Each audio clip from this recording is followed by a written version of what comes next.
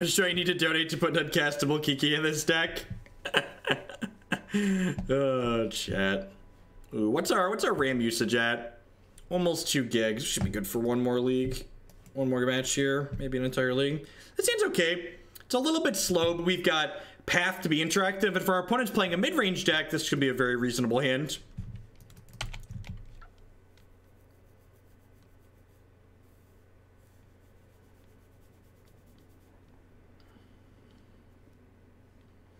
No, he's not, Niviki. You are still number 1 by 3,000 bits.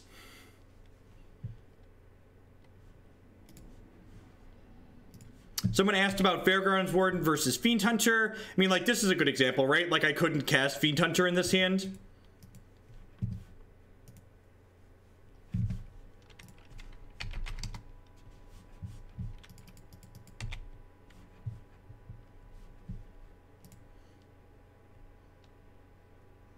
I don't think we have any. Is Linvala our only white card in this deck? I think it is.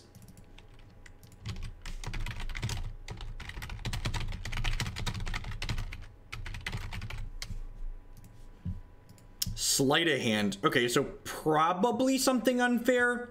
It could be Storm, but basic island makes me think it might not be Storm. Could be though. You have Canonist and Eidolon if they're Storm. Well, white at 4 and 5 is more castable than white on 3. Memes, dreams, and screams. Happy resub, our Hayes. Thank you very much for the 2-month subscription and welcome back. I do appreciate that. As always, subscriptions are the best way you can support what I do here. So looks like Storm, white source. This is for a deck with Battle Cattle and Clones. Okay, I think I can work with that. I can Phantasmal Image. All right, for you, Justin, I'll build that. We'll make that happen.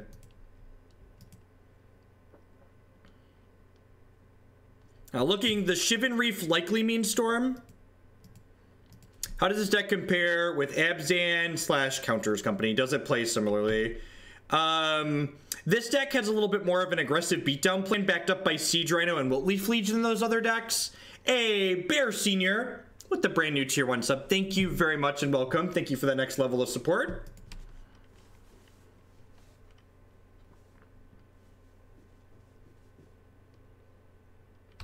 Yep. We'll just path the... Actually, I'd rather just Fairgrounds Warden this, right? Just get more pressure into play. Got my internet upgrade today, up to 3 megabytes from the 1.5 I have before. God, 3 megabytes. That's slower than my T-Mobile mobile internet. How we finished with Nux? We lost. I kept a speculative hand in game 3 against Pyromancer, and we never drew a land. Fill your work days. Well, I'm glad I can bring something to your work day. Thank you for the support, Bear.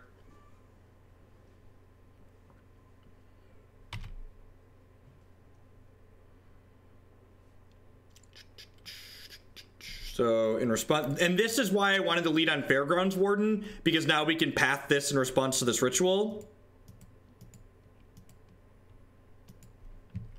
Hey, it's gonna have 2 power in a second. Why you gotta be hating on my dwarf soldier?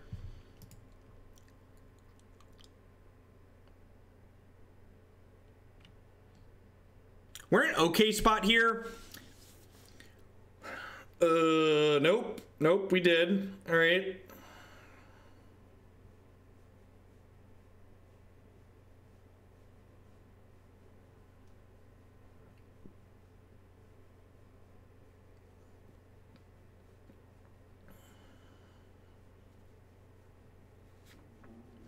We're not deterministically dead yet, so I'm not going to concede quite yet.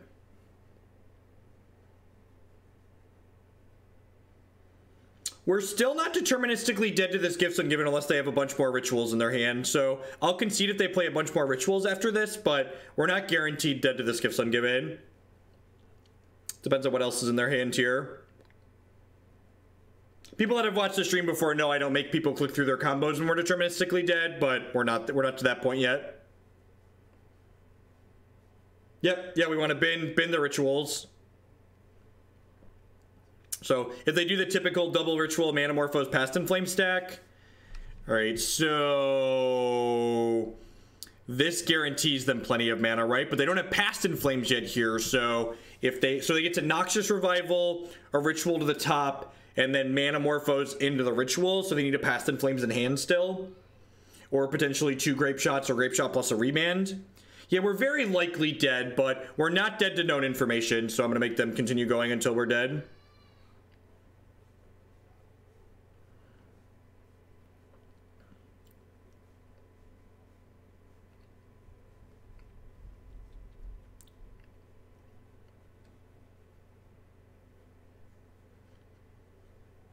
We get 2 Hate Bears post board. We have an Ethersworn Canonist and an Eidolon in our sideboard, as well as a bunch of copies of Thoughtseize, which are very reasonable in this matchup, because it trims some more clunky top end like Wilt-Leaf Liege.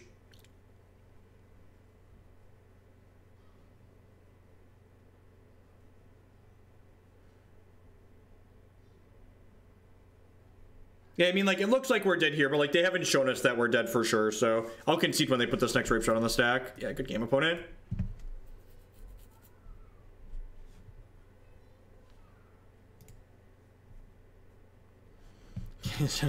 Stoneforge Mystic is too strong, don't you understand? Don't you understand that Stoneforge Mystic is too strong? Alright, so Tracker out, Thragtusk out, Linvala out. I think I want a Wilt-Leaf Liege to evolution into. Qasali Pridemage is probably bad. Voice is okay for turning into 5 drops. I guess Kitchen Finks a little bit medium. Is Decay better than Path? I don't know that it is. I think I just want a board like this. Path is so much more resource efficient.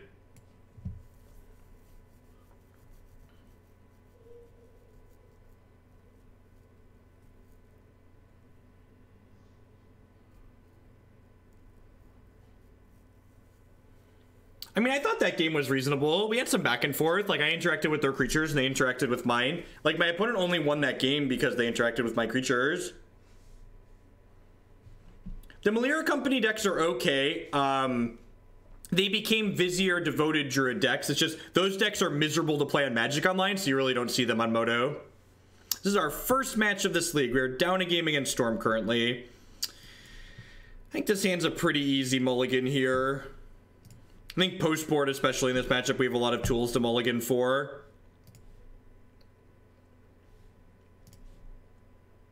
I mean, this is the best of the hands that we've looked at. I'm going to keep that on top. And I think I'm actually going to go Verdant Pass here.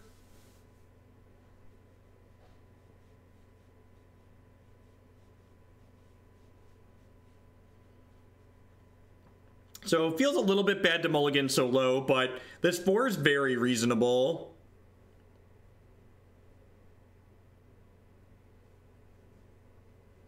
That's true, Darp. Like, some decays to hedge that could be okay. The Pontiff is in our deck in case they go off with Empty the Warrens. We have a bunch of tutors for it, so that way we have a lot of access to a way that could sweep it up.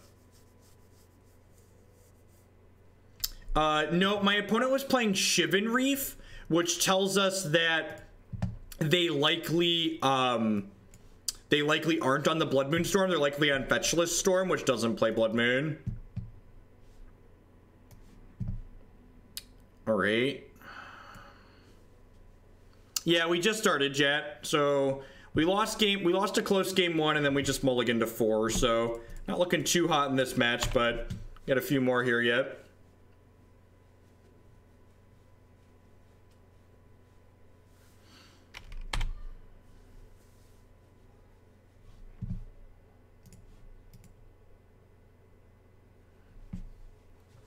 Went top bottom there. And again, like, we're an evolution away from being in a pretty reasonable spot. Or an Eidolon, or an Ethersworn Canonist. We get to put Kitchen Finks into play next turn, which is like pseudo pressure. Okay.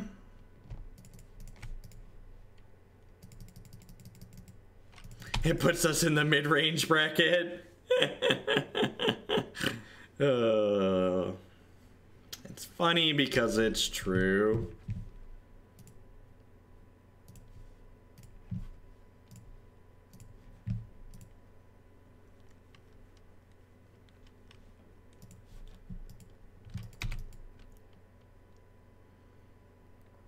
It depends on what you mean by white enchantment prison. We played a white enchantment deck. We played a Puka's Curse deck that was really sweet that played like ghostly prisons and stuff. And we actually have, Justin just cheered a prison deck list up the queue that someone else added in there. So we have a red-white prison deck that'll be coming up here soon.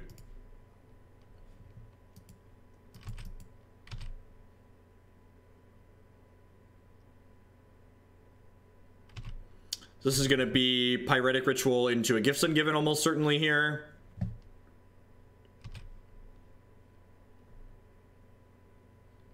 Oh, they Noxious Revivaled their gifts back. That makes sense. It's like, didn't we? Where's the gifts we took away? There is 20 plus hours of Howling Mine content on this channel already. Go to youtube.com and check it out. Search Howling Mine. We could be dead. If they don't have a mana creature, we could be okay. I'm gonna make them show that we're dead. Yeah, we're gonna play some more of the prison deck when Dominaria comes out. I think I forgot to set the stuff up today, but I think I'm gonna put up a donation goal to play that deck at the SCG Open in Kentucky. I think I've been enjoying playing that deck and it seems powerful and I kind of wouldn't mind going to another Modern Open. Thanks for all the great content. Been watching for months on YouTube and Twitch. Thank you for the bits, Sailor Dark. I appreciate that. Thank you for the kind words as well. I'm just binning both their creatures here, right? It's like letting them use this as a draw two. So I think we're not actually dead yet, but we'll see. What's the costume stretch goal? I don't know. Someone was suggesting we wear like a black and white striped prison jumper, which could be fun. Come on, Thoughtseize or one of our hate creatures, please. It could be anything, even a Thoughtseize or a hate creature.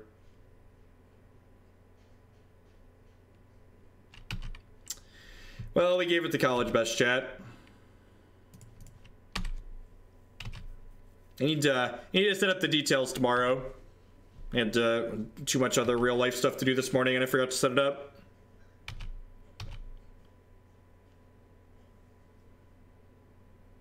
Yeah, definitely the Great Aurora. So my goal is to set it up so we'll have a donation goal to get me to the Open, and then we'll have a small stretch goal to do a 12-hour tuning stream with the deck, in addition to playing it in a few leagues and outside of that.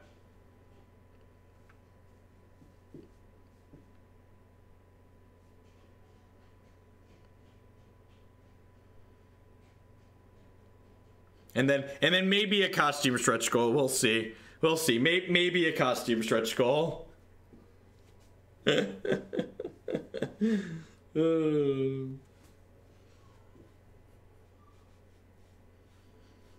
I dead yet, opponent? I've got Manamorphose and then 3 cards we don't know in hand right now.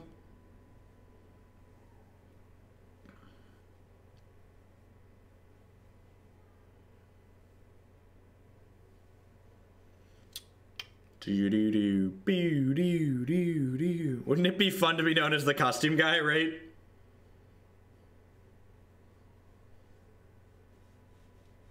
Handmade Shanks instead of Tootsie Pops.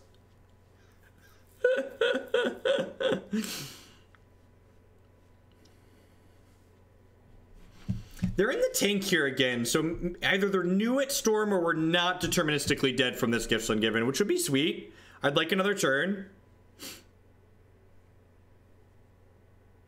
Sounds good, Magic Fiend. Thank you, thank you, thank you. Huh. Grape Shot's kind of annoying. I feel like I'm just supposed to ditch the mana, right? I feel like I'm just supposed to ditch the mana here.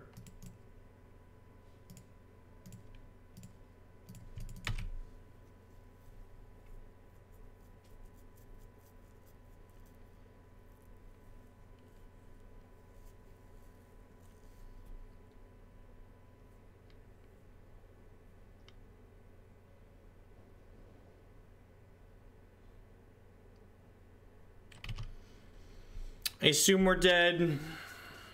I think ditching the mana was correct there, though.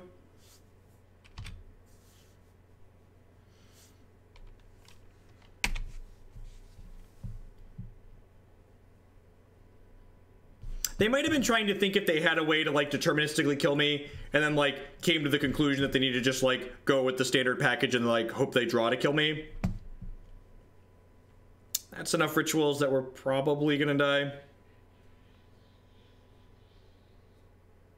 We did mulligan, though, this game, but we certainly had a number of draws that could have put us in a good spot. Eidolon and Canonist, and then any of our 7 tutors for either of them would have been fine as well at any point.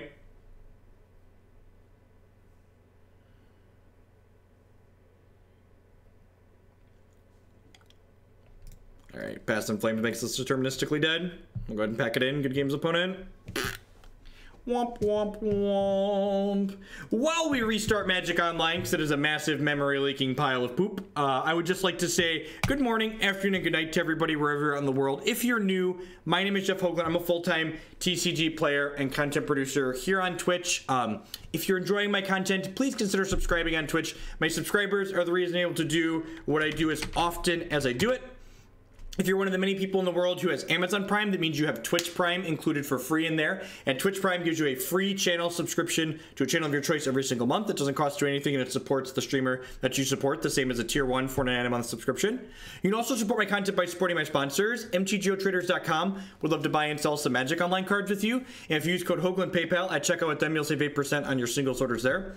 CoolStuffInc.com buys and sells a lot of cool stuff, including TCG singles. Using promo code Jeff5, you can save 5% on Magic, Pokemon, and Yu-Gi-Oh cards with them. InkedGaming.com would love to help you customize your gaming experience using code Jeff12. You can save 12% on custom playmats, mouse pads, binders, and bags with them. Cardsphere, welcome to our newest sponsor. They would like to make it easy for you to trade Magic cards with other people and for money here in the United States. Hey, speaking of subscriptions, Negator, thank you very much for the 6-month resubscription, half a year. Welcome, welcome, welcome back. Thank you for the continued support. Cardsphere allows you to buy and sell cards easily with other people, and they only take a 1% fee, no haggling, just get your cards that you want. And finally, this stream is made possible by viewers like Anaronix, Justin, and you. At the very least, if you are new and enjoying the content, please make sure you hit that follow button. It doesn't cost you anything. It lets you know when I go live and with what. I always try and put the names of the decks that we're playing on a given stream in the stream title so you can know what we're going to be playing on a specific day. If you can't catch a stream live and a deck sounds really sweet to you, you can check out my YouTube channel, youtube.com/Jeff Hoagland. All my streams get archived there, and I break them up deck by deck so you can watch just the stuff that you care about. Someone said, is Cardsphere a fixed Puka trade? And in Brecken Sky with the 3-month tier 3 resubscription. Thank you very much for the continued big resub. Man, happens between running lab all day and an exam help room. Please, Jeff, meme for me today has been a doozy. Well, this deck is pretty sweet, and we've got some Tezzeret coming up next. Be sure to drop me a line, Sky, and let me know what you want your tier 3 sub deck to be for the month. This hand's very good. Ooh. Okay, we have Horizon Canopy as our opening green source, but we've got double Kitchen Finks in our hand. So maybe these are going to wash out. Basic Forest. Basic Forest. Basic Forest. All right, I'll take it. I'll take it. It's not a Basic Forest, but it's better than the Horizon Canopy. Deal. Go. So someone's asking, is Cardsphere a fixed Puka trade? It's similar in model to Puka trade, except you can cash out your points at any point for cash from Cardsphere. So your points have a cash value, which means their market isn't going to collapse on you like Puka trade did. Cardsphere is global. That's good to know. Let's assume they were in the US only. That's good to know that they're a global service. Look at that. The more you know. Should reread that description. I read how their service worked. I didn't take note of where it works in. So it makes sense that it works all over the world, I suppose. No Searing Blades here would be insane. And if they spent... We could get Skullcracked here.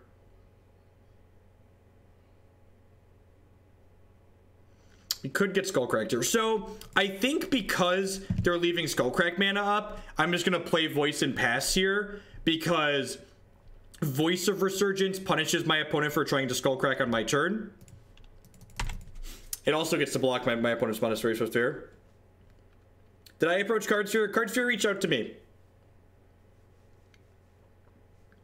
And after talking with people who have used Card Sphere and doing some research on them myself, they seem like a very reasonable service. We're conceding to Voice of Resurgence. Are they ghosting? Do they know I have Kitchen Finks in my hand? That seems like a really weird concession. I'll take it, I guess, but that seems like a really strange concession.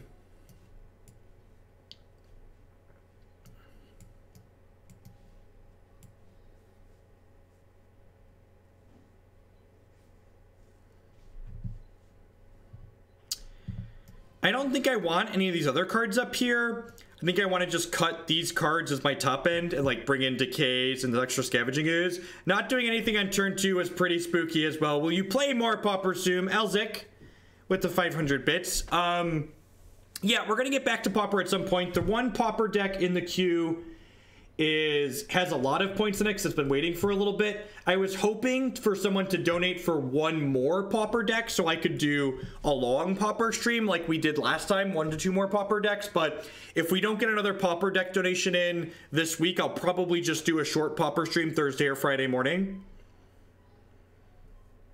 Linvala's okay. I think I'd rather just have the removal. Now, I think cards like Linvala or Eidolon and Ethersworn Canonist are kind of narrow. I'm going to go ahead and click submit here, and I'm going to run upstairs and get a drink, something to drink really quick. I'll be right back, chat. Don't go anywhere. We're going for another 4 or 5 hours still tonight.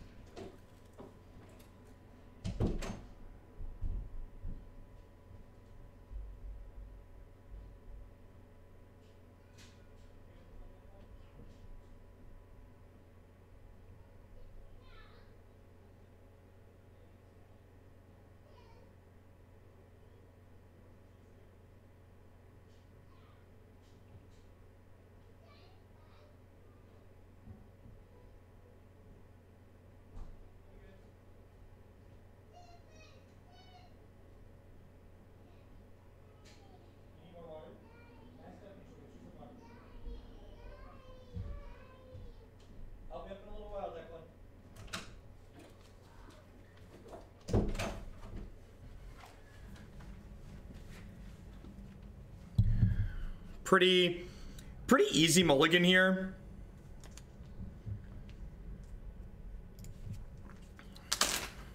This hand's okay. Having a bunch of shocklands in the opener feels bad, but we've got all of our colors and we've got castable spells. I don't think I can mulligan this to I don't think I can mulligan this to 5.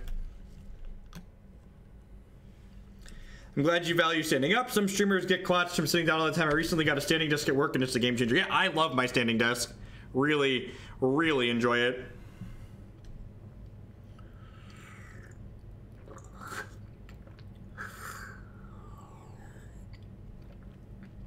So, the thing people are really prone to do when building decks like this is putting too much clunk in them. It's very easy to overload a toolbox deck like this with 4, 5, and 6 mana spells. And something you really have to remember is that Chord of Calling is effectively a 4+ mana spell as well. And every card you put in your deck that costs more than 3 mana comes at a very real price. I am drinking some Pure Leaf lemon flavored iced tea. It's very delicious. Hits the spot just right. This stream is in no way sponsored or endorsed by Pure Leaf, but Pure Leaf, if you're out there, it definitely could be. Put this towards alarm combo. Waffle soup, thank you for the bits. 10 out of 10 will do. I don't know much about Pauper, but pick a deck that you think that looks interesting. Sounds good. Full Metal will do. Will do.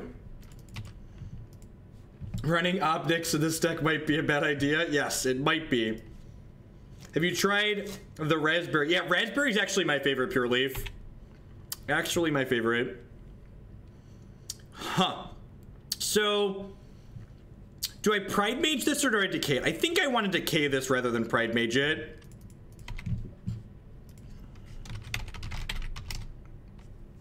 I don't know exactly what I can get for 50 cents, but here you go. Thanks, Timothy.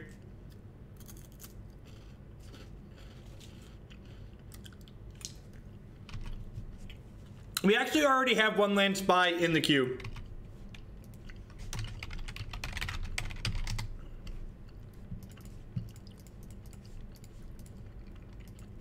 Decay sooner in case of Boros Charm's not a bad idea.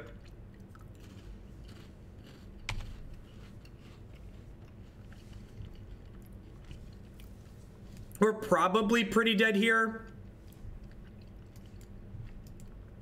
Well, they're down to just 2 cards in hand.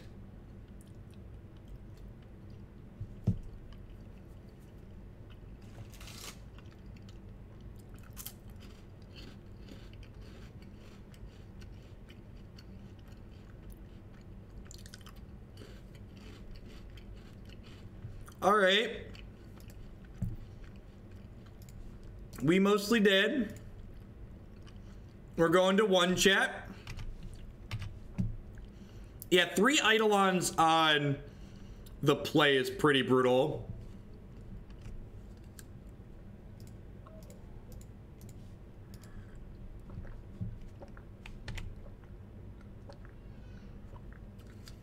If they draw a brick and we draw a battle kettle, we could be okay here. Doesn't smell like a brick, chat. Smells like death.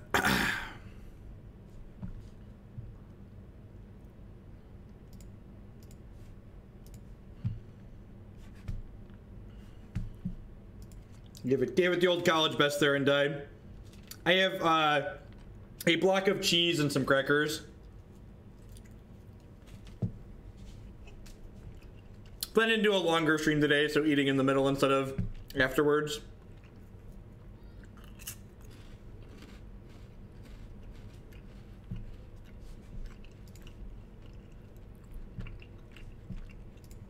And that's fine. Screws into Finks is pretty decent. Especially with a piece of spot removal here. This land kind of sucks, but it is what it is.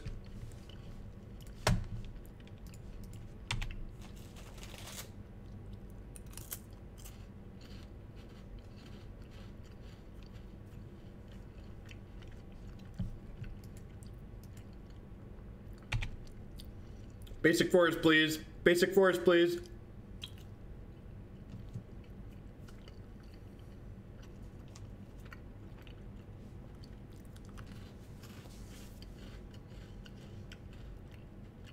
Alright. Path to Exile is pretty good.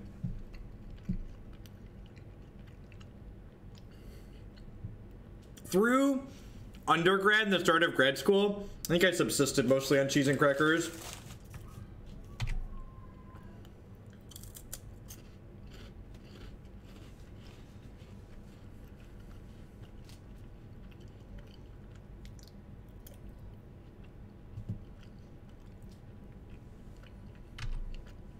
Alrighty. This does mean we're not getting Skullcrack next turn, so hopefully they find us a land that's not a Horizon Canopy here.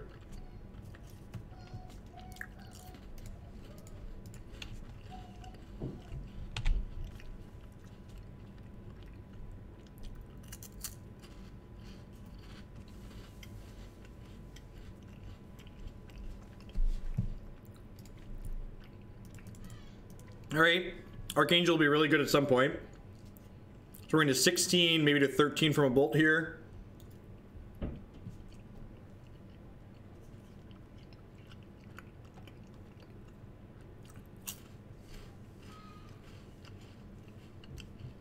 What does waiting for the trigger do?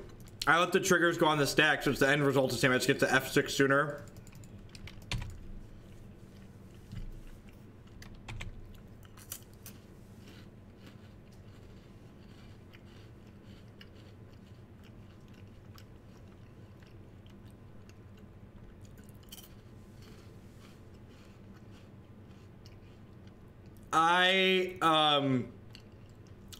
I'm gonna give you a 10-minute timeout to go read the cards you're talking about. Enjoy.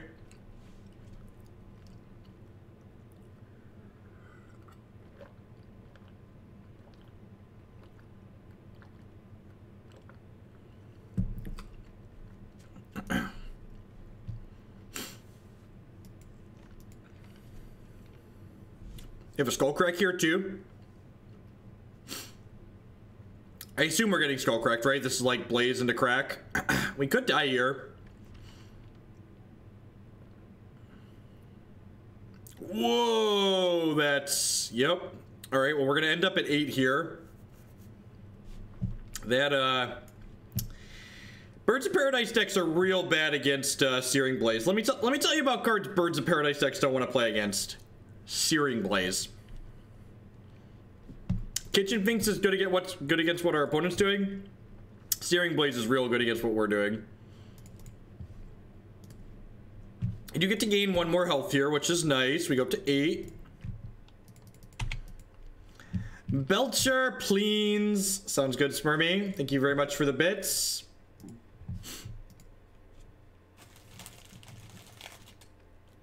Am I dead? You have 3 cards. Could be dead here.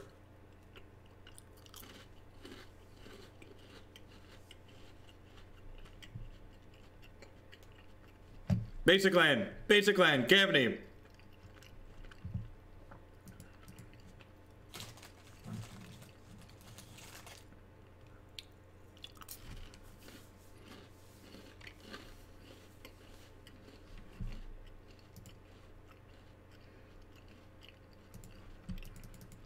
Yep. I think that brick there means we're dead.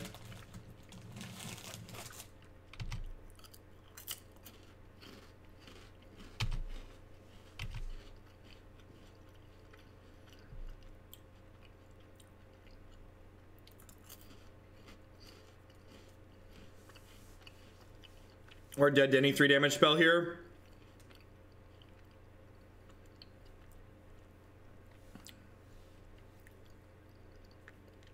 Yep.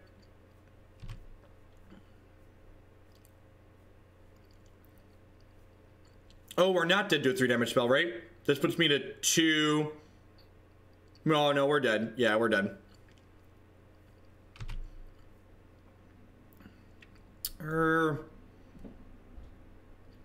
I could technically Chord for a mana dork and chump, right?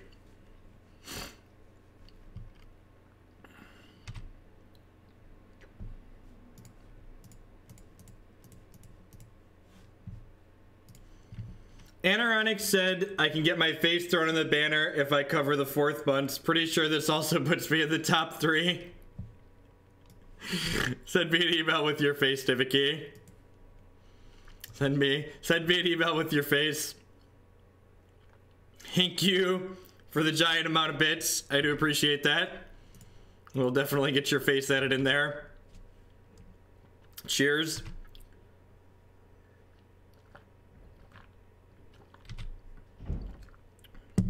Am I not dead yet, maybe?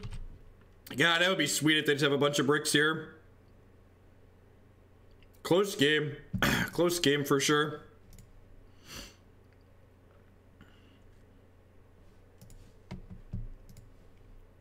We do have Spike Feeder in here.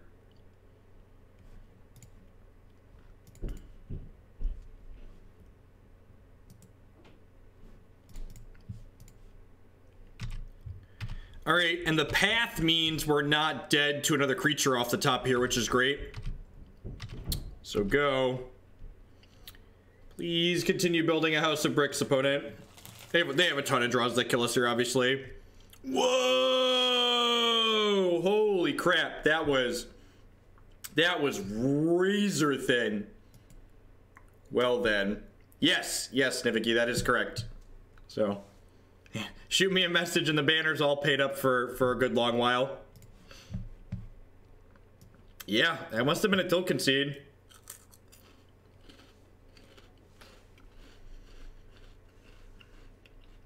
Alrighty. I don't know. Stop asking questions like that. Why did they concede? No, just stop it. Take the win.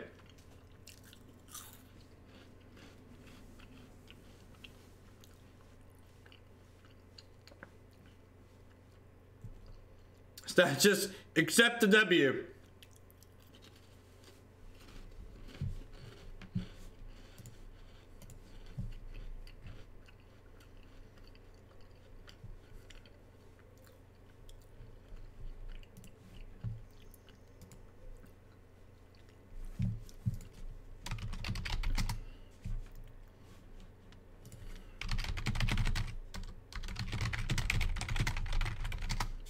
Or is this video?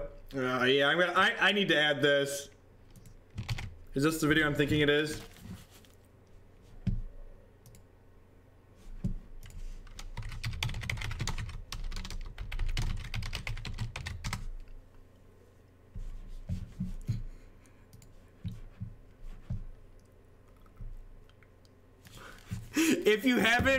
If you haven't watched that YouTube video before, take 14 seconds out of your life and go watch that YouTube video. You will link it to plenty of people.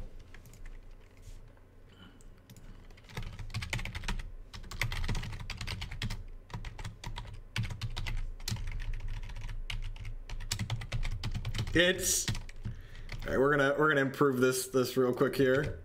The video is fantastic. This hand's good. This hand's also reasonable, but the 14-second video is fantastic. So this is a little thing here.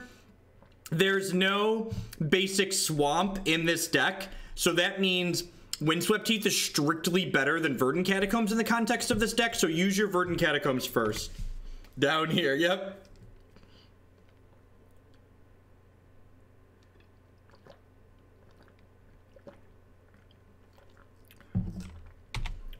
If you're a TCG player, you'll get lots of miles out of that video.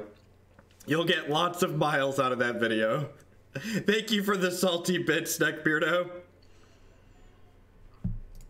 The walls are salt, the ceiling is, it's very good. I watched it like 3 or 4 times the first time I watched it. It gets better every clip. All right, another mana dork after they offed the first one is good. Looking like Mardu Pyromancer, maybe? Oh no, not weaponized variants.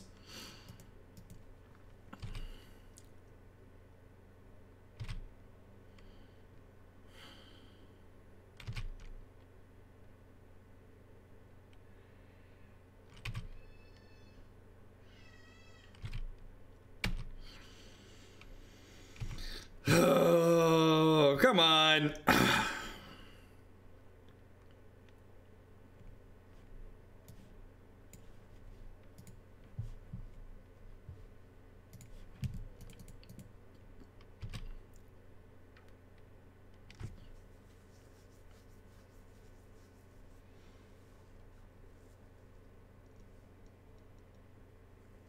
Well, we're just playing the Pridemage now, right? We drew a disenchant. That's what we're going with. I get to go ahead and attack for 1 here. Cake Shake from Portillo's. That's great. That's great. Cake Shakes are great.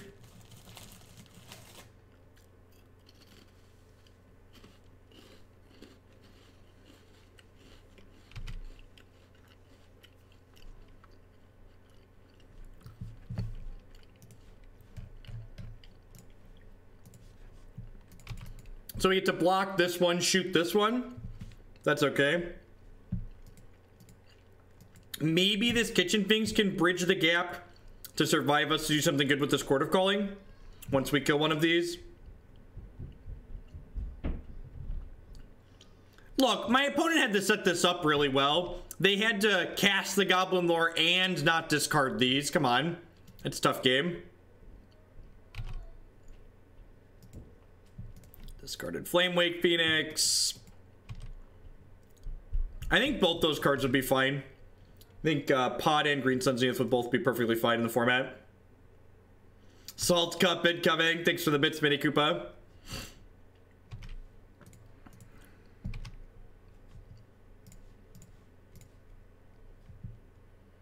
So we take 0 here. We get to Fog. For fuck's sake, seriously?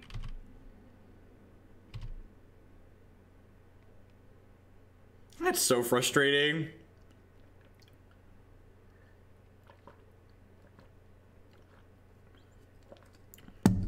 Need to replace my iced tea with bourbon.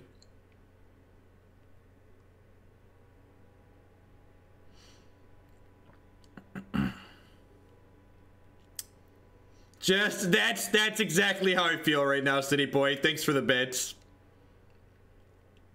I mean, Yeah, we're dead, right? I think we could have, I think we could have been okay against just like double hollowed one Gurmag Angler, but the third one's just too much. These bits are specifically donated for you to treat yourself to some Portillos. Sounds good, extras. You know what's great? And these two things totally undo each other, but the Portillo's opens at 10:30 a.m., which is about the time I leave the gym in the morning. And I've definitely gone like from the gym to the Portillo's drive-thru. And I know those things like they undo the first, but Portillo's is delicious. Let's just look at my thing here and just assume I'm dead, I think. Just don't really have any good... I guess I can... No, I'm done. Let's make it an even 5 dealer's choice deck. Sounds good, Niviki. Thank you very much for the big bits. What do I do at the gym? I walk/run 2 to 3 miles on the treadmill, and then I play with weight equipment. And then play with is the optimal descriptor for sure. I just like walk around and like, oh, that arms machine looks fun, let's do that. Oh, that arms machine looks fun, let's do that. So obviously the winning line that last game starts with Eternal Witnessing my Pridemage, but like at the point that my opponent's board was at, I couldn't stack both decks and win the game. Like they had a Flame Wake in their discard pile too, so my Portillo's does not deliver. It's very sad. They're one of the newer Portillo's though, so maybe they'll start delivering at some point.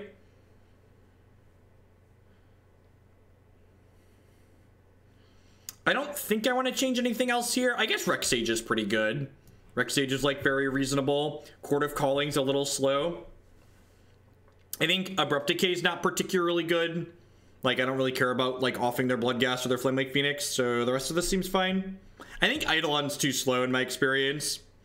On the play, maybe, but I think it's just too slow. One thing I do want to comment on this deck list is that I think while Hollowed One is one of the decks to beat in the format, I think not playing 4 paths in your Path to Exile mid-range deck is probably pretty wrong. Path to Exile is just like a quality card in general. So I think not having 4 is probably a mistake.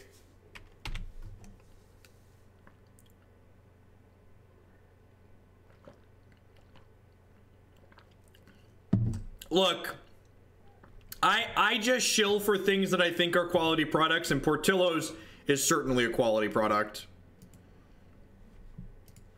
Nah, I think Pontiff is a little bit too low impact.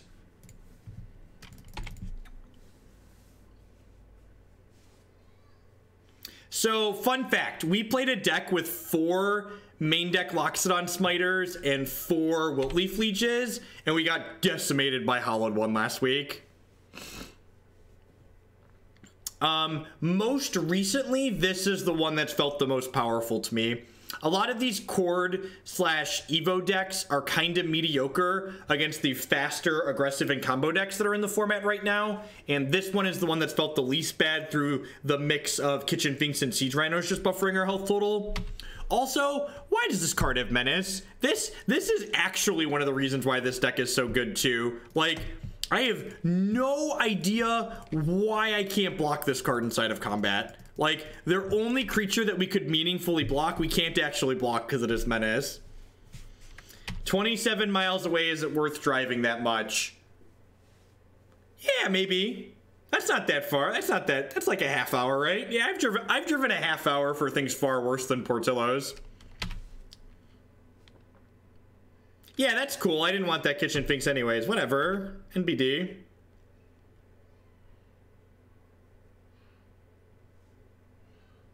Extreme caution when rock climbing. I should send that message to Andrew. Andrew rock climbs a lot. It's a jackal. It's very menacing. It's a very scary jackal.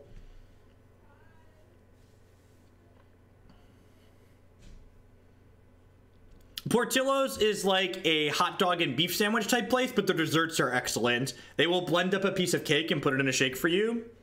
And it is as healthy as it sounds. Don't judge me. I feel your judgment.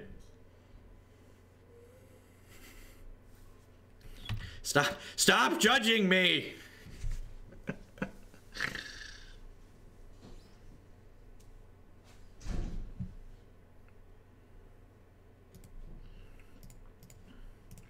So I think I'm playing the Scavenging Ooze, and then I'm gonna path the Flamewake Phoenix here. This also leaves me a green up to eat something out of their bin, potentially. Let he who hasn't eaten blended cake.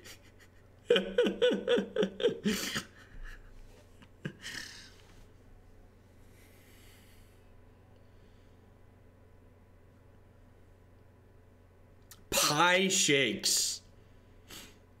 I'm judging Portillo's for not building near me. I don't think I want to eat the looting proactively here. I think I'd rather it, like, if my opponent's spending their next turn using Faithless Looting, I'm pretty happy with that result, because it means they're not really committing anything else to the board that I have to worry about. So I think I'm happy with that.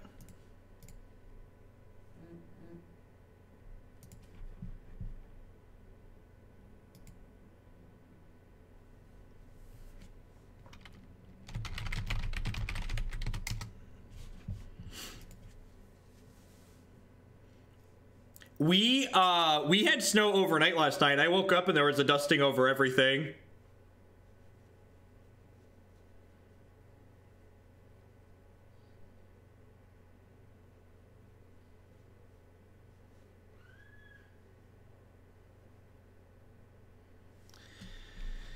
Oh, full escalate. I mean, this seems really good for us, right? I get to go ahead and eat this and then path this.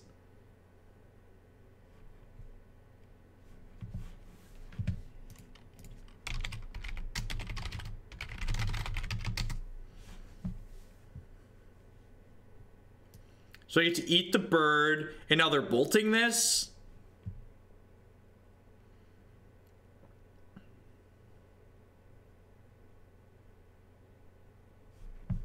And this is a good example of why I didn't eat the Faithless Looting proactively, is because, like, now I got to, like, take this Flamewake away, I got to exile this Flamewake, and, like, if they bolt this, I'm ending up at 12 here, and I'm gonna get to trade with these Flameblade Adepts if they attack.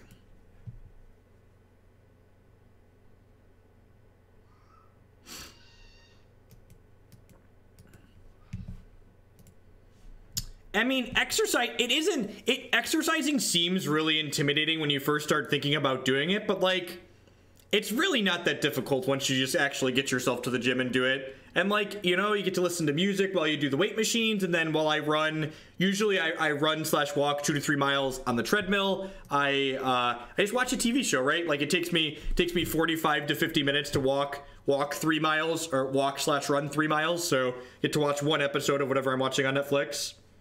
The Scooze is still alive because I ate a creature, so it got bigger. The heaviest weight in the gym is the door. I like that. That's a good... It's very metaphorical.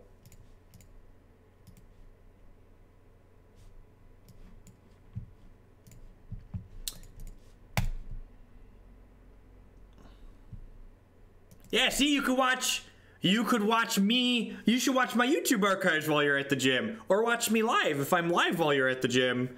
I'm currently watching the 2nd season of Jessica Jones on Netflix, but it's kind of mediocre towards the middle to the end. I feel kind of committed that I don't, like, I've watched enough of it that I'm not sure if I want to stop, but I don't know that I'd recommend it. Oh, I can attack for 6 here. I'm just going to attack with just the elemental here.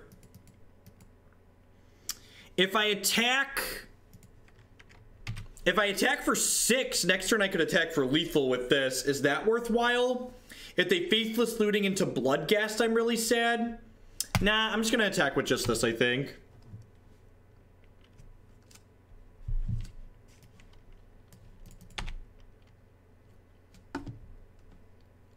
Lost in Space.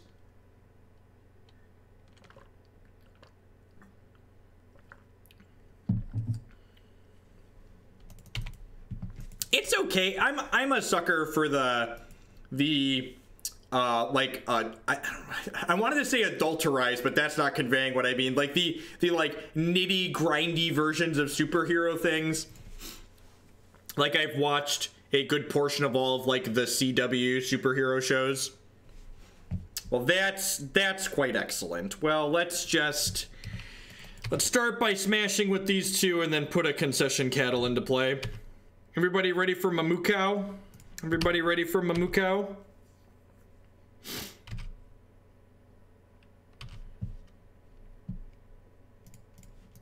Yeah, I watched Smallville. I watched through all of Smallville forever ago. I'm specifically talking about the Arrowverse. I really like those, how all of those link in together. Some of them have better seasons than others, but I like how the universes all cross over with each other, or all the seasons cross over with each other. It looks like we're gonna slog out this second game here. And again, like I mentioned earlier, I think not having 4 Path to Exiles in our deck is a mistake. We needed 2 paths to win this game.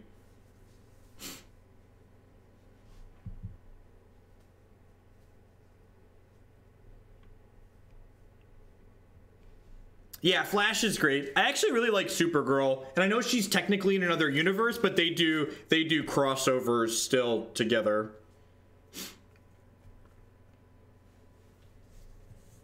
Yeah, the Legends is really good. They play off each other well.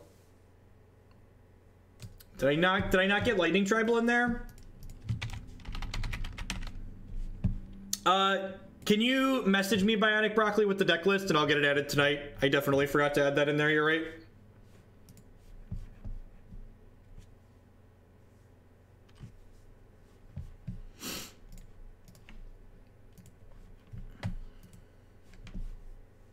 This hand's pretty good, and our opponent doesn't have a turn 1 play. And by this hand's pretty good, I mean, we might not actually know what cards are in this hand come next turn, but, you know, for now, starting out, this hand is reasonable.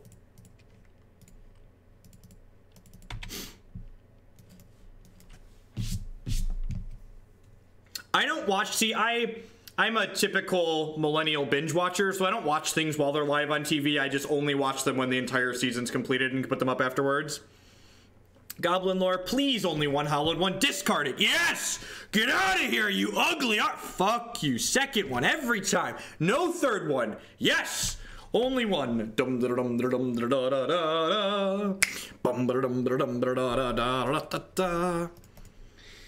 More democracy for Mill. Thank you for the cupcake, bitch, JQL.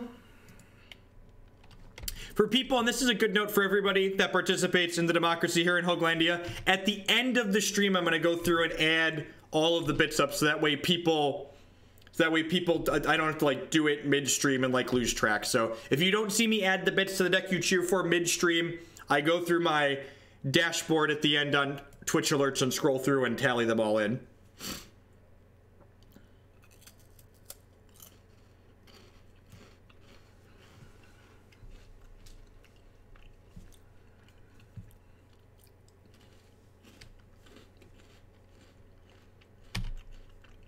Huh. I wonder, maybe playing this out there was a mistake. We don't have many things in here, right? Yeah, I think playing the Scooge there was a mistake. I think I was supposed to wait till I could play it with more mana up because I knew I was pathing this turn. Although, with Burning Inquiry in mind, getting my Scooge into play sooner is ideal. But they probably would have Burning Inquired already if they had it. So yeah, I think I'm supposed to have waited on the Scavenging Ooze there. Do you ever start laughing at us? No, I don't laugh. I sometimes turn to my wife and go, this is kind of crazy. I can't believe I get to do this and call it a job. I definitely do that on occasion.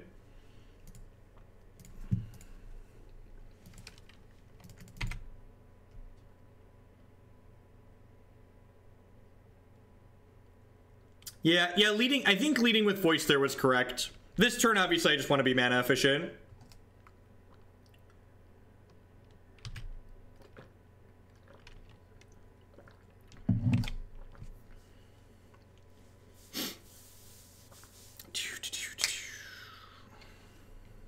How surprised is Christy that this actually makes money?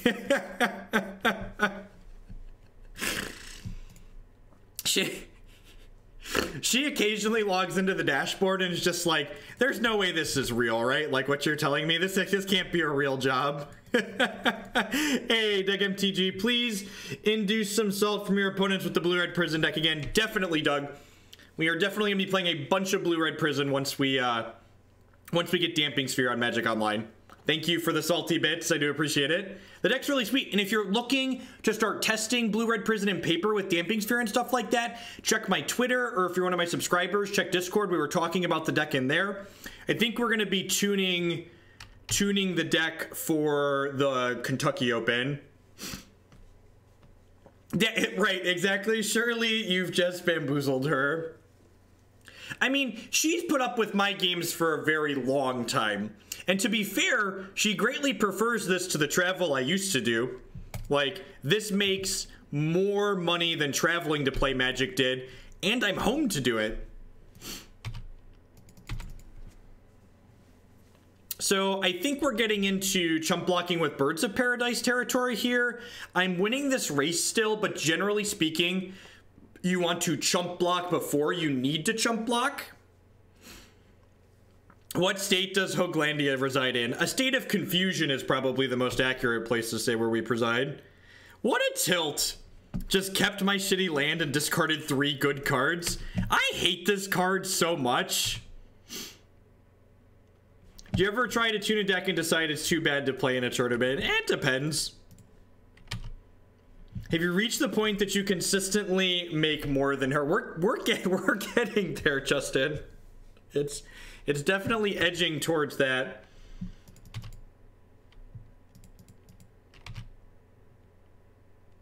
Ooh, that's a piece of candy. Is that lethal? That's got to be pretty close to lethal, right? That's where I'm from. Bits for Jund. Thank you, Tarmagoofy. Tarmagoofy, we're 100% doing Jund this week. I'm going to find out what day Bamonte can come over, and we're going to stream Jund together and drink while we do it, I think. Have a good time.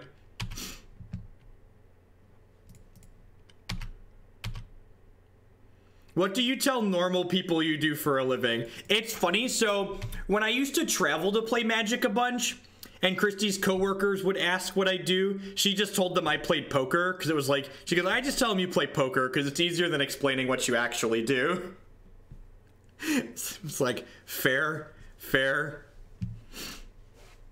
Oh, these were a free attack, right? Because they had to chump. Whatever, details, we won. All right, sweet, we're 2-1. Scoreboard. Got snuck past the weaponized variants there.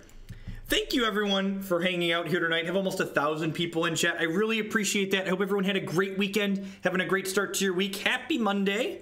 I'm Jeff Hoagland. We hang out. We play all sorts of Magic and stuff like that. Lots of Modern. We also play Pauper and Legacy on occasion. Tomorrow is going to be all Legacy all day. I'll start about 3 p.m. Central Standard Time, and we'll go for 6, 7, maybe 8 hours. We'll see where the night takes us and what we're playing. Imagine living 20 years ago. Would you ever dream that people make money off of fans who pay you for digital, right? So it's funny. If you even went 5 years back in time and you asked past Jeff, you were like, past Jeff, 5 years from now, what do you think you're going to make money doing? Is it your open source software development or Magic the Gathering, a trading card game? Which of those is your future career path 5 years from now? And I definitely, past Jeff would have certainly guessed wrong if you asked him that question. Past Jeff, hey, it's hard not to have a good time here. You know, we're just hanging out, playing a children's card game, enjoying ourselves. I'm always happy when we get to play toolbox decks too. I agree, cutting something for the 4th path, thinking about either the Linvala or the Liege, but curious as to what your opinion on it would be. I don't know, that's a good question. I really don't mind cutting a 4-drop because 4-drops are kind of clunky. Oh my god, I just clicked through not playing my Birds of Paradise. Woo! Why didn't you play the Birds of Paradise, Jeff? Because I'm a big, dumb, stupid. If you have Twitch Prime JMP, you can get 500 bits for $1 as one-time purchase. No, for those that are wondering, For those that are wondering, that was... Well, that could very easily lose us this game. Alright, we were on the play. We basically just gave our opponent the play. It's fine. It's fine. Our hand is decent here. Let's just... In the words of a great poet, let's shake it off here and try and beat weaponized variants for a second time. Sub-Discord is here.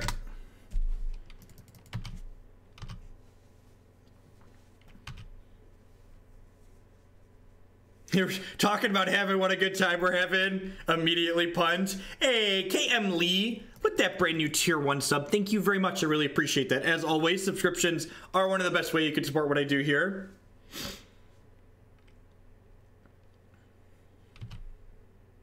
Now you're forcing me to listen to... this is so vomit-inducing when the Flame Blade gets to flip the Flamewake Phoenix back into play. Like, if I wouldn't have missed my first turn, we'd have been able to Fairgrounds Warden this. I think Merfolk is just a bad human stack. I think if you enjoy playing it, it's probably fine, but by and large, Merfolk is just a bad human stack. Like, it just does. Here, have $1. Thank you for the 500 bits, KM Drake. I do appreciate that. Okay, I think I'm Fairgrounds Wardening. Jin with the Twitch Prime resub. Birds of Paradise on Water overrated. They're best on 13. Thank you, and welcome back. Josiah Ed, thank you for the 100 bits. I do appreciate that. I'm pretty sure I'm just supposed to Fairgrounds Warden here. I just don't want to keep taking damage from this. You think I'm supposed to take the bird here? I think I'm supposed to take the Flame Blade Adept. Because, like, I have health gain to, like, buffer the bird from killing me. And this can block here. And this way, if they have a bolt to kill my Fairgrounds Warden, their thing doesn't come back with haste.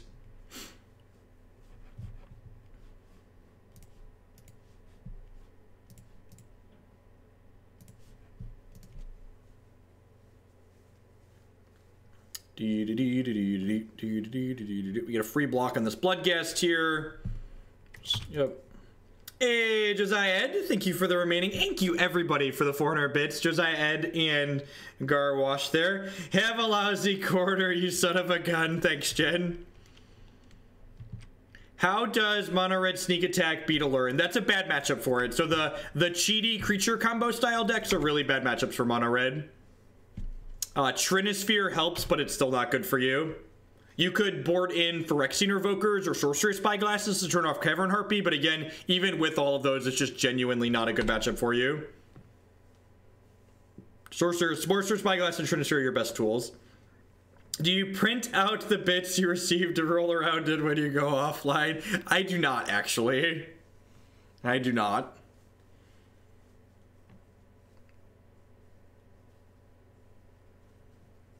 I'm pretty sure I just double block this Flame Blade up here if I get that option right. Did they draw Lightning Bolt? That's really bad for me.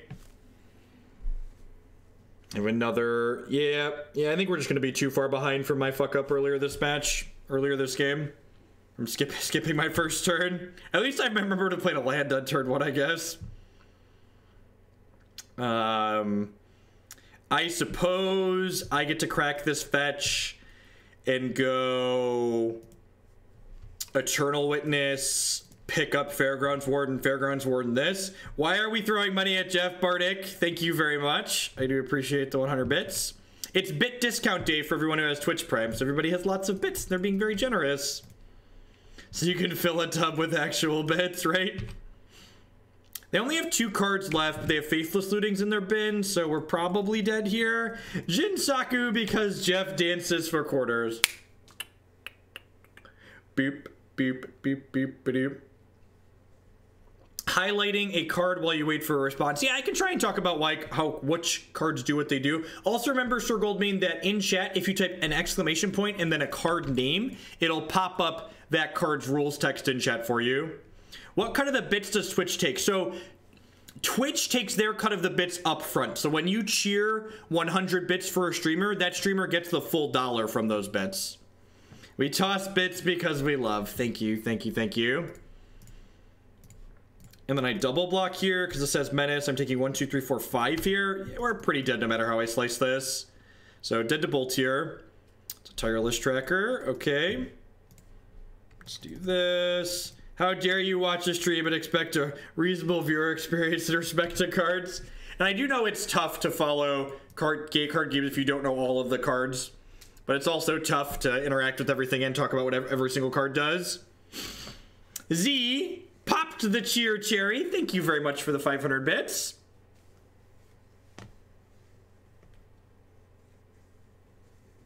Yeah, I agree, Jin. Amazon pushing stuff through Twitch is fantastic. I think I'm just beating down with Swag Tusk here, right? So I can try and turn the corner if we don't die next turn. If someone wants to donate, should they PayPal you or donate bits? What is a better rate for me? So the actual answer is do whatever's more convenient for you. Great Satini with the brand new Twitch Prime support. Thank you very much. I appreciate that. As always, subscriptions are one of the best ways you can support what I do here. So both of those things end up getting dollar bills back into my pocket. So the bits come with fun extras like giving you like bit badges and stuff like that on stream. So they definitely have some benefit for you as a viewer. Full Metal Alchemist with the 500 bit cheer.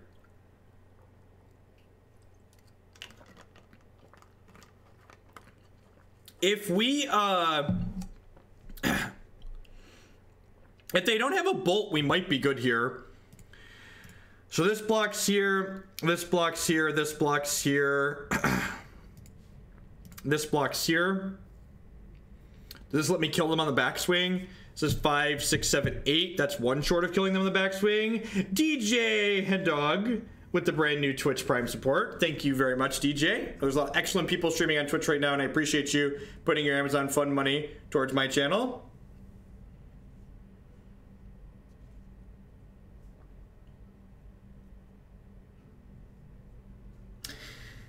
So you have to have Twitch Prime to get the deal on bits, and Twitch Prime is not free to get. Yeah, I think we're just dead to bolt no matter how I slice this, right? The question is, do I want to be... Is there a way that I can block that I have them dead on the backswing still? Hey, Mick Fats with the brand new Twitch Prime support. Thank you, thank you, thank you. I do appreciate that. So this leaves me dead... Yeah, I guess I have to block like this, right? These are my only blocks, then I don't have them dead next turn.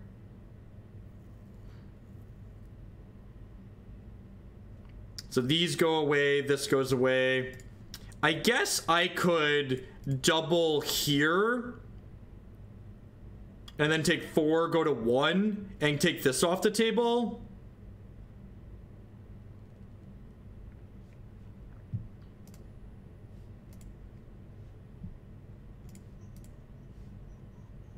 Hey, yeah, Evolution off the top is good. Siege Rhino is good. Another bird is good. I'm going to go to 3 off the Kitchen Finks, though, right? I think these blocks are good, taking the Flameblade Adept off the table. Because this one just comes back for free, right? So this puts me to 1, then I go to 3. Grixis Control, please. J-Deb, thank you very much for the bits. I'll get those added in tonight after we're done. Yeah, I think these are good, right? Well, this is only going to have 2 power when it comes back, chat. Put Finks. Yeah, I think we're dead to bolt for sure. But this is only going to have 2 powers. This will be 2, 3, and then 5 is 8. So we're going to be 1 short. I can't put... this has to be double blocked.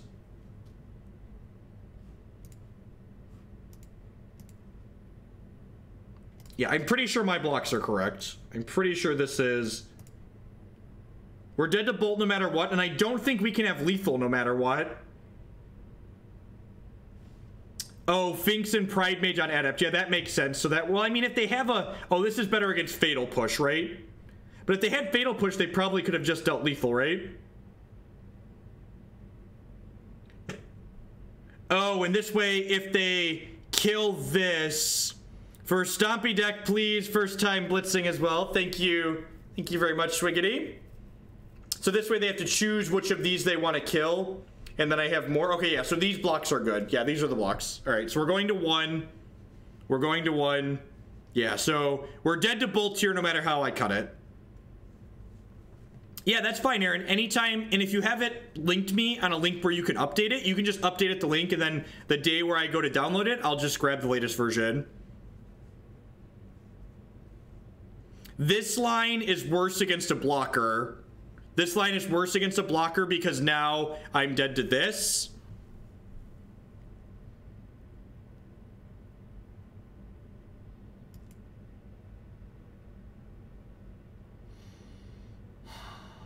I'm 1 mana short of being able to kill this.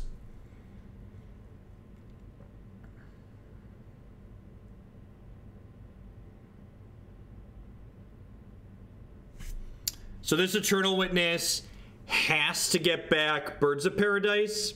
This is game 1. I don't have a path in the yard. Yeah, the bird's a blocker. RN Jesus is our savior. About 24 hobos. Thank you very much for the bits. I do appreciate that. We're just like, we're dead to a land though. Yeah, I agree. We probably shouldn't have given them the option to not kill the Finks. Yeah, I think that cost me this game. I think I should have made them kill the Finks. We're just like dead to almost anything here.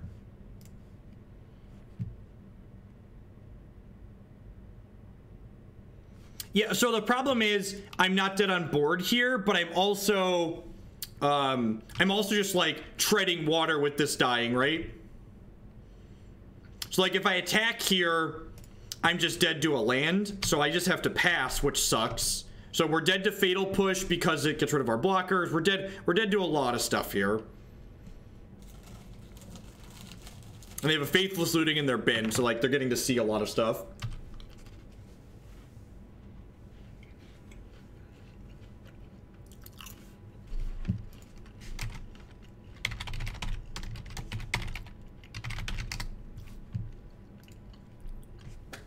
Democracy towards Mono Black Devotion. Thank you, Morrisith. I appreciate that. We would be dead to a land if I attacked because they have a Bloodghast in their bin. Alright, drawing a card is not an option apparently. Yeah, we were dead to Bolt regardless, so like that one I'm not too worried about. Sage in, Skoos in, Linvala out. Chord of Calling out is what we did last time. Sounds right. And remember, that was the game where I accidentally didn't play my Birds of Paradise on turn 1. It ended up being razor close, so I think we probably would have been ahead in that game by a big way if I would have played my 1-drop on 1. Believe it or not, time walking myself was bad.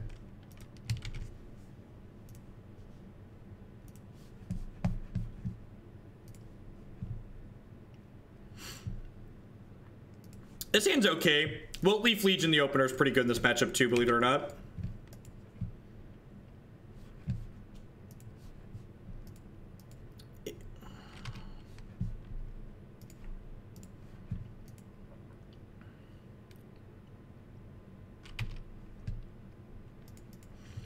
I think I want to lead on Selfless Spirit here because I'd prefer to have a way to protect my Scavenging Ooze once we get into play.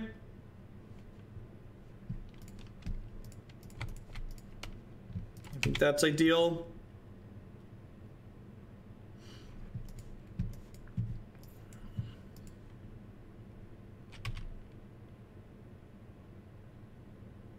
Just really hoping for Burning Inquiry there.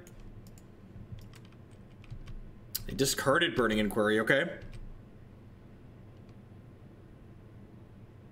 Maybe they have another one. Put this towards slivers, please. Will do, American Gamer. Thank you very much for the 500 bits. I appreciate that. Thank you, thank you, thank you. Get those added in tonight when we're all done. How many 4/4s do you have, opponent? Just one? That's so unlucky.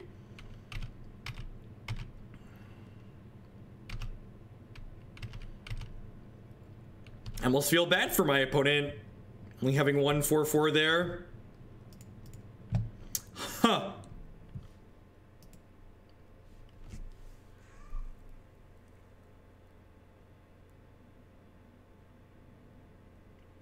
Am I supposed to just turn this spirit into a rhino?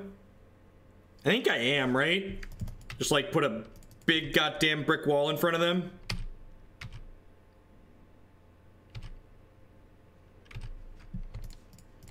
Muko!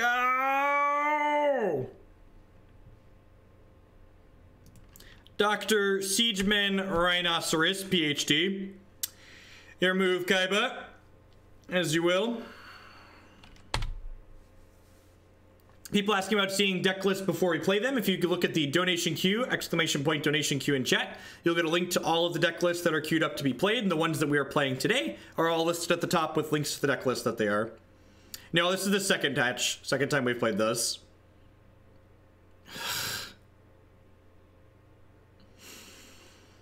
And a delve creature. God, we're so dead.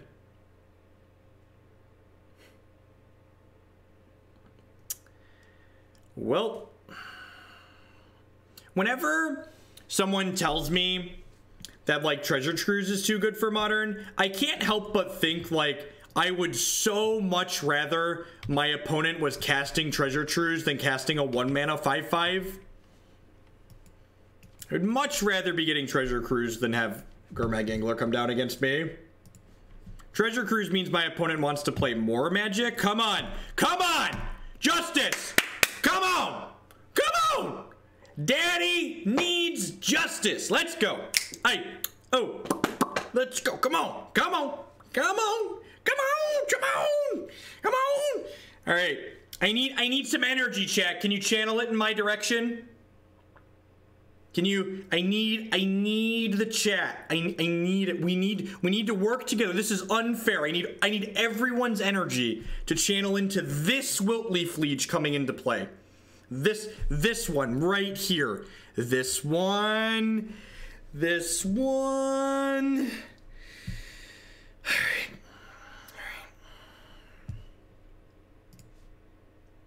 Yes! Aha! Luck, skill, victory.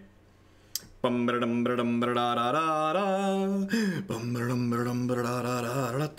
they hit a Flame Wake Phoenix. Oh, their mana pool emptied because they floated mana for some reason. God bless us, everyone. Yes! Ha! Turns out, having your own free 4/4's pretty good, chat. Having your own free 4/4's pretty good.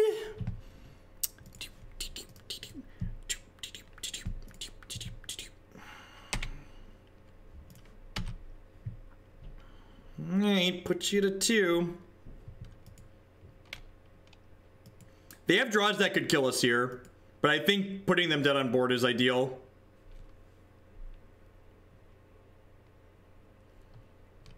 Deal.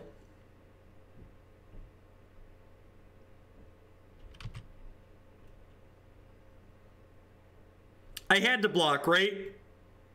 I had to block, right?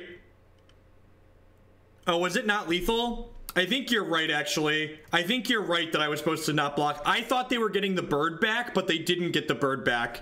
Yeah, the person in chat that commented I shouldn't have blocked because I had lethal in the backswing, you're correct. I punted that. Yeah, I missed lethal. Thank you for pointing that out. I do appreciate that. This hand is great. Hand's very good, which I assume means we're gonna get Burning Inquiry and lose all of our lands on this first turn, but as far as like reasonable cards go, this hand is very reasonable. Ooh, we're getting close to getting another emote on the channel. 12 more sub points from 1,200 sub points. Lead on this in case they play a big scary on turn 2 so we can path it before they get a Flame Wake back. I got excited, chat. Look, we got my free thing. I was excited to have a free thing, okay? Can you blame me with how we've run today? I'm just gonna path this now. I'm just gonna be aggressive with this.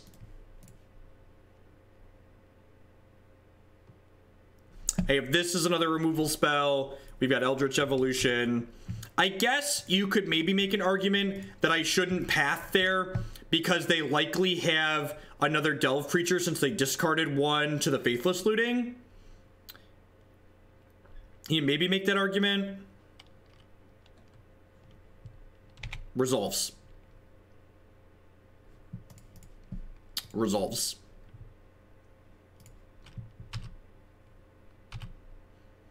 It happened again. Gifted a sub to Superwomas. Thank you. Thank you very much for the sub gift. You ever played the KCI deck that won? You mean the Grand Prix? Yeah, we actually did play we've played the KCI deck on 2 different occasions. Check out my YouTube channel and you can definitely do that. Check out some video of us playing it there. And now keep in mind that I am definitely nowhere near as good of a player as Matt Nass, but we do the best with what we've got. Been loving the content and the bands. Keep it up. Pastor with the 2-month resub. Thank you very much and welcome back. I do appreciate the continued support. All right, come on, come on, come on. What a tilt. What a tilt. We lost our Noble Hierarch too. That actually kind of sucks. How do sub points work? Is it how many subs you have and the quantity of people? It's both, actually. So sub points, for instance, the tier 3 or tier 2 subs, they count towards extra sub points. I just need to kill this Blood Moon so I can get this Wilt-Leaf Liege into play, I think. Also, so I can, like, cast this Eldritch Evolution. So, unfortunately, I can't kill this to keep this off the table because I need to just take this Blood Moon out. So, do I just want to Siege Rhino them here? Yeah, streamers are effectively self-employed. Yeah, I think I'm just like turning this into a Siege Rhino, right? And we'll go tapped land. And then, actually, I should play the Verdant Catacombs, right? Yeah, I'm going to play the Verdant Catacombs in case they draw another Blood Moon.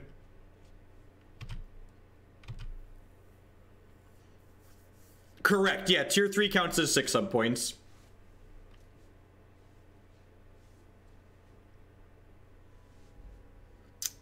Okay. Survey says, why would they do this?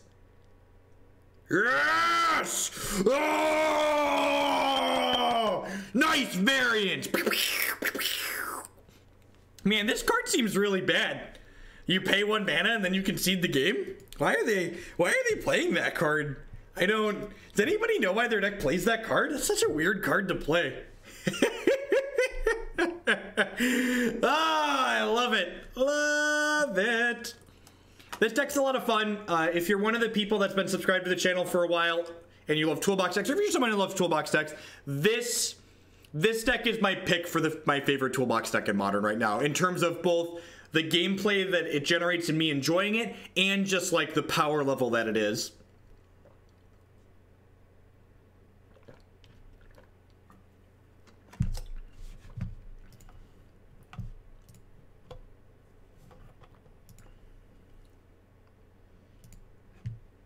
You did in fact send it to the right email. I will forward that to my wife right now.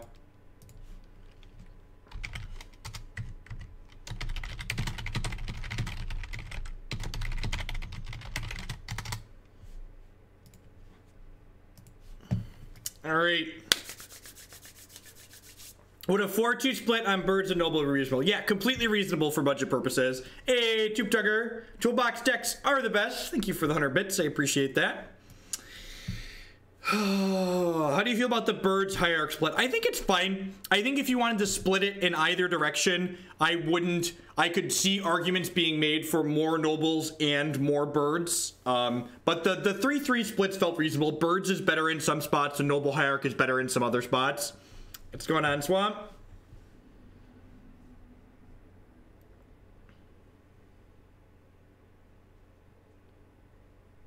Yeah, Pilgrim's going to be marginally worse than Noble Hierarch in some situations, but it's better than nothing. I agree with that. So definitely max on Birds before you play Pilgrims, though. Can I keep this hand on the play? Can I keep this hand on the play? It's an instant mulligan on the draw. But Stirring Wildwood, we played Little Kid Abzan on stream very recently. You should go watch the YouTube video. I think this is a better version of Little Kid Abzan for reference. You should go watch the YouTube video, kind of get some feedback directly on when we played it. I think the blue-red prison deck is a very sweet toolbox deck. This is the best creature toolbox deck. I said explicitly creature toolbox decks, Justin. I'm gonna keep this on the play. I could see throwing this back, but I have a hard time passing up like lands and spells.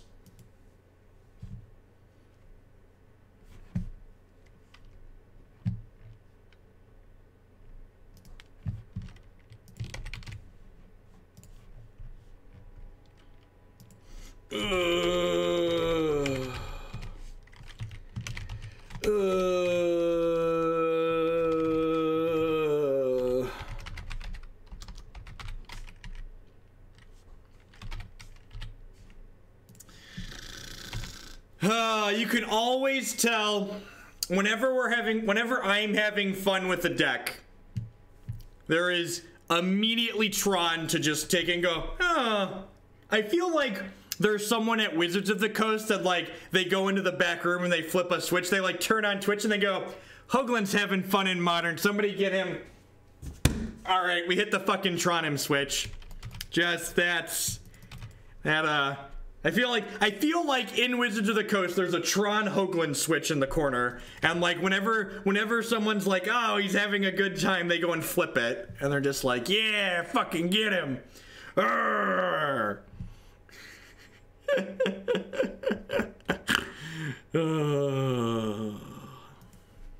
When in doubt, Tron him out.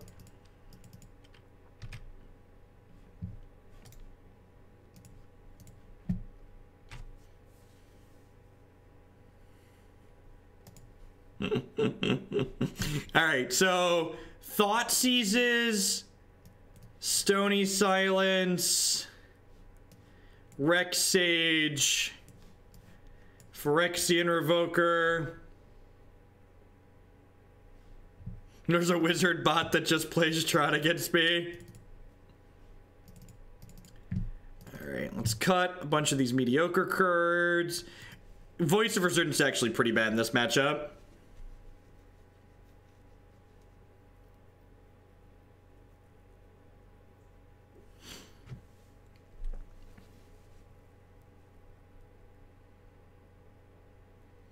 I think I'd rather just have Reclamation Sage and Qasali Pridemage is enough way to break up Sphere. I also have Stony Silence and Phyrexian Revoker, so I think this is good enough. I want to leave in some voices to evolve into 4-drops. Gearhulk's a very good card against go-wide decks.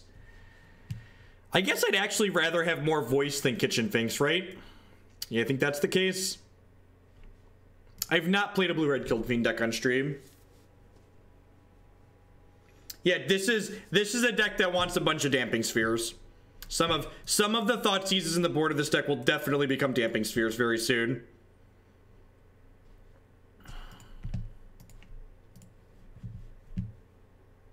Pontiff to pump the team. Aaron Forsyth flips the switch when your Twitch stream goes live, right?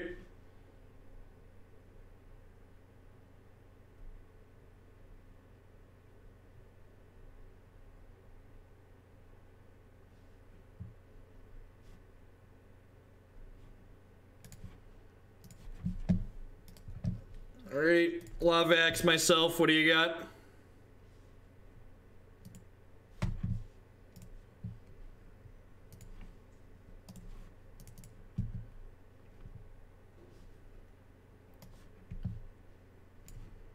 Oh, geez. All right, so my concession lost me a little bit of information here, but, what do I actually want to take here?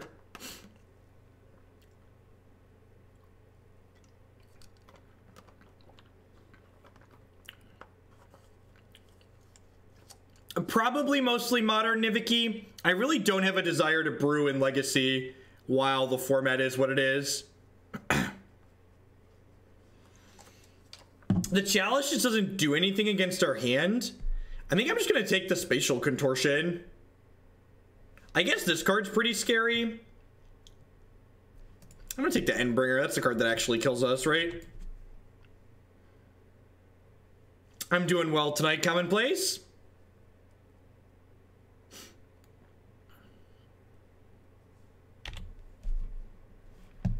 Okay, that was an excellent draw for what's a little bit more damage between friends here, really. Just like done 8 to myself here in the first 2 turns. It's a good thing we boarded into Death Shadows.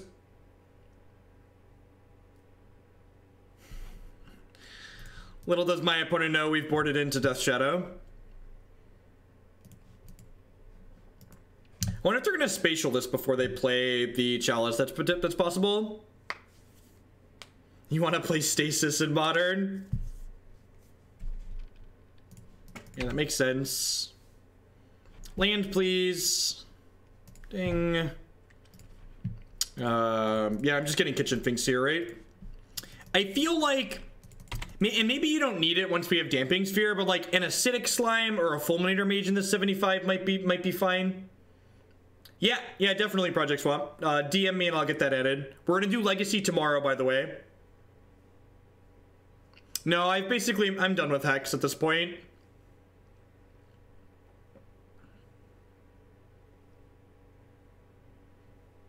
This is the Chalice. Okay. And then actually, we're setting up to combo them here really quickly, right? So I hit them for 3 here, and then I'm going to turn this into Archangel, and then next turn we can get Spike Feeder and combo them. This matchup, I shouldn't have conceded the last game when I did. I just assumed they were on good Tron. Like, this matchup is much better for us than normal Tron.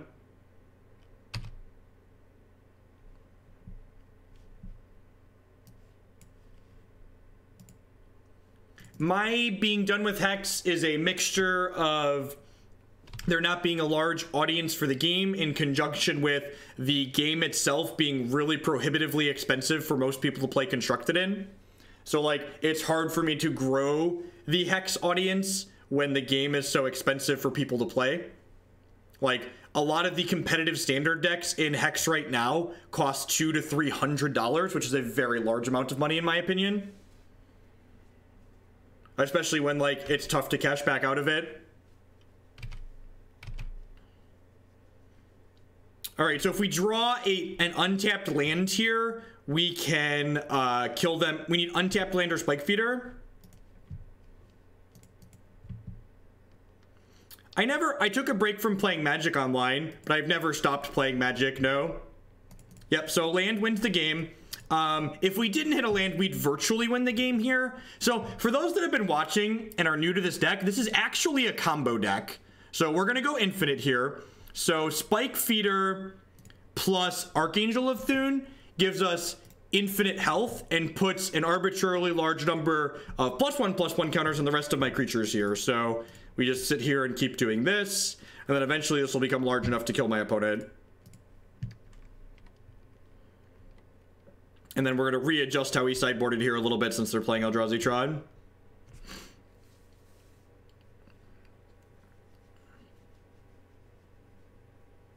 Yeah, exactly, Gregor. And on top of their Constructed being really expensive monetarily, you can't really play it for prizes. Like, their ladder maxes out after, like, you hit Cosmic, and you can't get any more prizes if you can't play their scheduled tournaments, which I really just can't play their scheduled tournaments anymore these days, because the time frame doesn't work out for me. All right, so Siege Rhino, Thragtusk, and Kitchen Finks are all more appealing in this matchup, and I don't really care for Stony Silence or these Thoughtseizes, really. Like, Thoughtseize was okay there, but I think, honestly, I'd rather just have more cards that play to the board against this deck.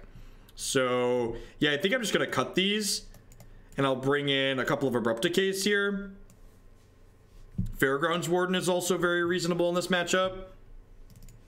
Give this a try. This card, cutting this card also makes their Chalice of the Voids much worse against us, which is nice. I don't know if Gearhulk's good enough. We go pretty wide in this. Oh, Linvala is great. Yes, it is. Linvala is very good. And this card's kind of mediocre against their... Do I want this Abrupt Decay in? Maybe it's better than Tireless Tracker. I don't know. Drawing cards, actually grinding in this matchup's actually kind of okay for us. Gauntlets were great. Yeah, I played a ton when there were gauntlets. I don't think Revoker for Endbringer is good enough. Like, I have Linvala to shut that down. Yes, we were grossly mis-sideboarded because I tilted off because they were on Tron and I just assumed they were playing green Tron. No, Voice is very good in this matchup. The token from Voice brawls with their Eldrazi very well.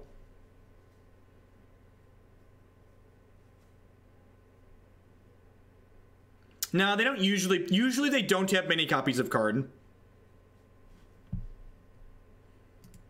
The converted mana cost of a card is always the cost printed in the corner. I don't like Stony versus Eldrazi Tron because I don't give a shit about a lot of their artifacts that activate. Like, we bring it in against regular Tron because we want to tag Oblivion Stones for the most part, but like, they're like, what's it called? Oh, I'm really glad I brought in Grafdigger's Cage. God, that's good against Kitchen Finks too. It's pretty good here. I brought in both my decays, right? I did not bring in both my decays. All right, well, I wish I had brought in both my decays.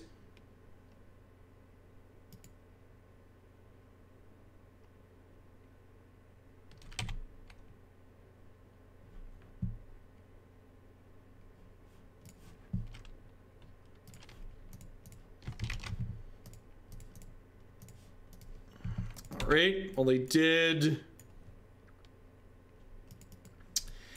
They've locked 2 of the 4 spells out of our hand, and we've drawn 2 lands here, so hopefully we find something to answer one of these 2 things. Yeah, Chalice in general isn't particularly good against us, but we do have some hands where it's going to line up well against what we're doing. The classic curve 1 mana spell into Chalice on 1. Just into Natural Tron. Yep. I deserve that, I guess. Hopefully they're just like on a classic shitty Eldrazi Tron hand where like they have Natural Tron but they have no payoffs because their deck doesn't have that many payoffs in it. If they have like a Karn here though, we're going to be up a creek without a paddle. And Bringer will probably do it too. This is just good deck building. It's just good deck building.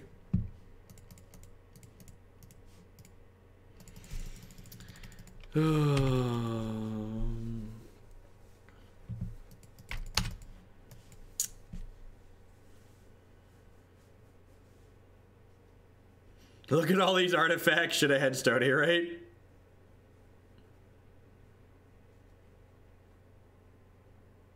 They'd start drawing cards with Endbringer now. We have 1 Decay, 1 Qasali Pridemage, 1 Rex Sage that can take this Chalice of the Void off the table. Otherwise, this Endbringer will probably run away with the game pretty quickly. So, it's not strictly a mistake for my opponent to play out this Expedition map, chat. Their deck likely has a copy of the card Seagate Wreckage in it, which encourages them to get their hand empty. So for what it's worth, playing the Expedition map out there isn't strictly incorrect. Every time I've played with or against the green-white decks with Azusa Excavator Ghost Quarter, I don't understand why they have this really terrible Ghost Quarter package in them. It feels really awkward and pretty anemic to just be like trying to kill my lands over and over again over the course of a game. So this double block here gets blown out by them double activating the Walking Ballista, but I think I'd rather they plan to do this rather than get to grow this Walking Ballista later. Kill Chalice, kill Chalice, kill Chalice. If we draw a way to kill Chalice here, we're going to be in a pretty good spot. And by pretty good, I mean, you know, all right, that doesn't kill Chalice, but it takes Endbringer off the table. No, this deck doesn't play Tarmogoyf. Tarmogoyf's not very good in decks that don't play a lot of discard in their main decks. This is a more value-based creature deck as opposed to an Abzan or Jund style like beat you down deck.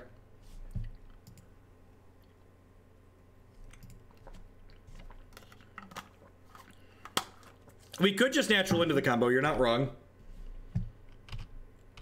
Hopefully they're just on nothing here. Okay, I mean, that's like kind of like nothing. That's kind of like nothing. They're gonna Ghost Quarter my Gavony Township, I assume. Yeah, like there not being a Ballista is very, very good for us here. So that's why I took that block that looked kind of bad for us last turn, because I definitely didn't want them to have access to Ballista. Well, I mean,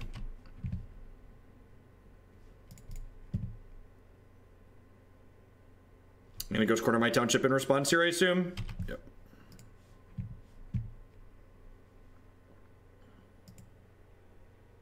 Hey, Rollins. Yeah, not a problem, bud. I hope your charity stream went well. All right, we're dead in 3 to these, but opponent has nothing going on. So, you know, if we run a little bit good here and draw castable spells or a way to interact with either of these artifacts, we're going to get kind of ahead here. Yeah, I thought so too, Navier. Let's like draw some more lands, please.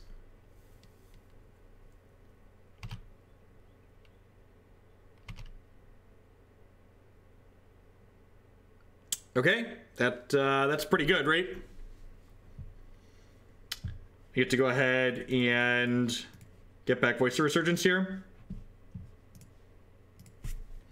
The health from Kitchen Finks looks like it would be nice, but keep in mind that the Grafdigger's Cage prevents the Kitchen Finks from persisting, so it's not actually that good.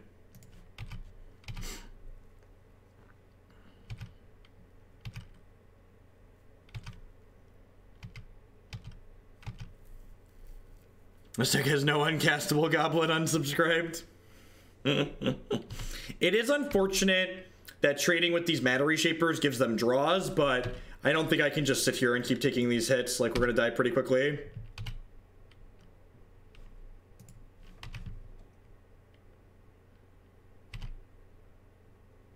Sweet. Brick number 1.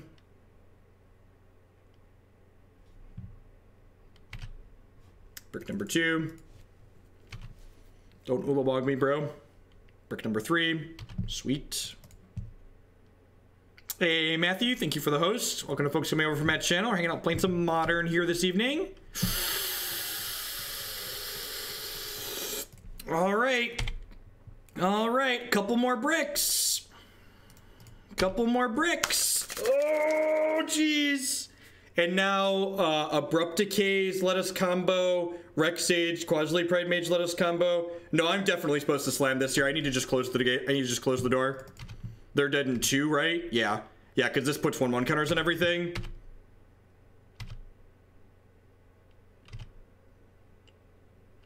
I mean, opponent still has draws to kill us here, but... Oh yeah, Scavenging Ooze would have ended the game there too, because we would have just gained a bunch of health. All right. 1 more brick to finish your patio, opponent. 1 more brick to finish your patio off. 1 more brick to finish your patio off, opponent. Come on. Come on, your patio's so nice. You're almost there, opponent. Just lay the paver blocks out. Lay the paver blocks out. Please, please, please. I need this, opponent. We need it so much more. They said good games. Did they finish their patio? I hope he's the typical Eldrazi Tron deck who at natural Tron has no payoff. That's what we said. That's what we asked for. Woo! Got him. Got him. For people who are wondering why we didn't evolution into Spike Feeder at the end of that last game, they had Grafdigger's Cage on the table, so that's why we didn't cast the card that wouldn't get anything. That's why we didn't cast the card that wouldn't get anything. So we've played variations of this deck on stream twice, and we've 4-1'd with it both times. So, like I said earlier, if you're looking for a creature combo deck to play in Modern, this is my pick for both the most fun and the most competitive deck that I've played so far. My feedback on the deck is definitely get a 4th Path to Exile in here somewhere. I really want another Path to Exile. You want some amount of Damping Spheres post that card getting released in the 75. Probably over some of these, like probably 2 to 3 Damping Spheres. I'm not really a fan of Phyrexian Revoker in this format. I feel like Phyrexian Revoker just like doesn't do enough. Yeah, I'm really not a fan of the Saheeli Evolution deck. I think the Saheeli Evolution deck is really kind of awkward. I think this deck mid-ranges really well, and it has like a reasonable combo backup plan, and like this card's just like really good in Modern in general. I think I would turn like these 3 into Damping Spheres once we have that card, and then like dealer's choice on what you do with most of the rest of it. Fit a Path to Exile in here somewhere. It's possible Saheeli Voice of Plenty is another card you want to test in here at some point as well. But yeah, so Path and Damping Sphere are the cards that I would definitely recommend. I cut Liege for a 4th Path. I definitely agree about the Sphere. Yeah, I actually don't like cutting the extra Wilt-Leaf Liege with how much Burning Inquiry bullshit there is going on right now. So if you don't expect to play against a lot of Hallowed One, cut one of these is fine. But honestly, if you're expecting Hallowed One to stay popular and without a banning, I think it is, I would play 2 Liege. I would probably cut a Rhino for the Path before I cut a Liege. You could also cut Fairgrounds Warden or Tireless Tracker. Like either, I think both of these cards, like Fairgrounds Warden was okay the couple of times we did it, so I'd probably keep that. Tireless Tracker is probably an okay cut. It's probably an okay cut. Nah, this deck doesn't want Lingering Souls. Lingering Souls is a grindy card, and this deck already has enough grindy elements in it, I think. So that would be my feedback on this one. But again, this is a deck I love a lot. Someone asked one more thing to address before I stop recording and we move on to the next deck. Birds of Paradise versus Noble Hierarch. Neither of these is strictly better or worse than the other in the context of this deck. If you watch the Hallowed One matchup, didn't attach the bits. Yes, I can open a couple of chests for those. Sounds good, CMB. I'll do that in just a second. The Birds of Paradise being flying, chump blocking Flamewake Phoenixes came up in more than one game against Hallowed One. That's also something that comes up against decks like Affinity a lot. Also, remember, we have a small black splash in this deck for Siege Rhino and for some sideboard cards. So this card does make a color of mana that some of the spells in our deck are. So, Noble Hierarch obviously has the upside of like being exalted and like being excellent. There's a reason why this card's really expensive. If you want to budget this deck a little bit, you can play a 4th Birds of Paradise over one of these Nobles and then play a couple of Avacyn's Pilgrims or Llanowar Elves as these other two. But I think if you're not worried about price as an option, I kind of like this 3-3 split here. I think I'm kind of a fan of that. All right, let's open a couple of Chesteroonies here. Open a couple, yeah, attacking for lethal when you combo 2, yep. But in one of these, what do we get? Gambling says Seachrome Coast. That might not be terrible. Second Chesteroony says, oh, come on. All right, second Chesteroony says Grim Monolith. That one might be worth some dollary dues. I'll have to check on that one. And Canopy's Hierarch is 50. So for reference, I will open chests if people donate $2.50 or 250 bits per chest, because that's how much I sell a chest for. So if someone donates that amount of money, I'm happy to crack it and waste it for the pack junkie. So thank you for the bits. I do appreciate that. Yeah, I think Sahali's good too. The problem is like you just have so many good 4s, so I'm not 100% on that. Ooh, 14. Look at that. Gambled and won. Thank you for the donation. Your 500 bits turned into $17. Look at that. Look at that. Wait, was Kindred Discovery a card? Was that a card we just opened? No. We made money. Whee! I don't think we've ever made money on those before. Someone asked about Horizon Canopies too. Yeah, you could budget those. Maybe play another Wildwood, another Thicket. I don't know. This card's pretty good though. Pretty good. Hey, I am an expert at gambling with other people's money. All right. This next one, I was gonna